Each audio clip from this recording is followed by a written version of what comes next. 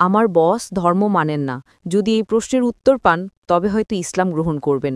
আমার বস বলেছেন, কেন কোরআনে কৃত্রিম বুদ্ধিমত্তা, এআই এবং কম্পিউটার প্রযুক্তি সম্পর্কে কিছু বলা হয়নি? কারণ এখন এআই খুব বিপজ্জনক হয়ে গেছে।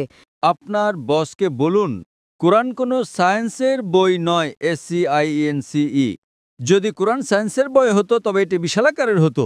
এই যে ভবনটি দেখছেন, এর ভেতরে যত বই রাখা সম্ভব সব বই মিলেও এর সমান হতো না, যে আপনি কোনোদিনও তা পড়ে শেষ করতে পারতেন না। আপনি কি বুঝতে পারছেন?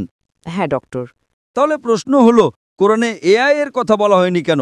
কোরআনে এটা কেন থাকা উচিত? কোরআন কোনো বিজ্ঞানের বই নয়, কিন্তু আল্লাহ জানেন ভবিষ্যতে কি আসতে চলেছে।